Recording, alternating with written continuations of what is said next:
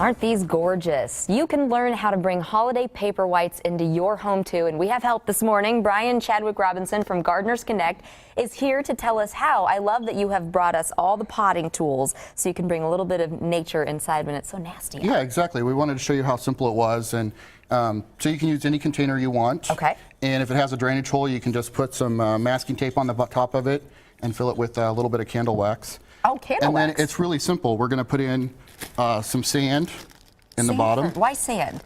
It just gives a little bit of drainage for the roots and a little bit of heft so that your pot won't tip over when it gets tall. Oh, that's good. Then we're going to put in some charcoal. Charcoal? I thought that was really interesting. Yeah, Why not charcoal briquettes, but actually just little pieces of charcoal. And then basically that just helps absorb any odors from the water.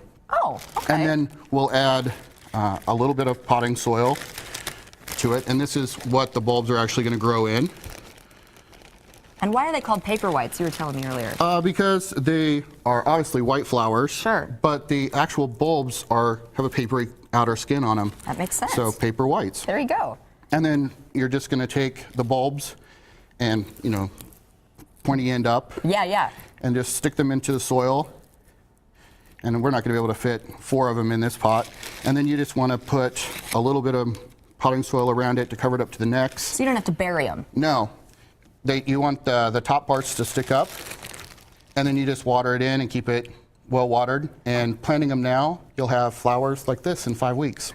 Perfect. These were planted 5 weeks ago. Wow. And then you could just decorate it with pine cones, the little spiky balls off of the trees. They do have anything that you find, and then you can just cut some little greenery, and it makes it a big floral arrangement. And they're lightly fragrant. So. Oh, that's really nice. Do a lot of garden stores have these bulbs now? They do.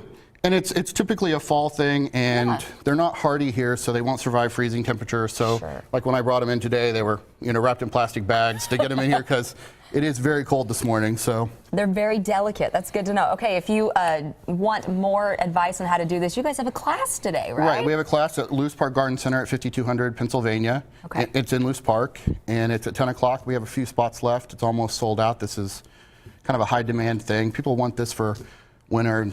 Keep that summer going. Yeah, some fresh flowers in the house when it's so nasty out. That's really cool. 15 to 30 bucks. Just a few seats left. Right.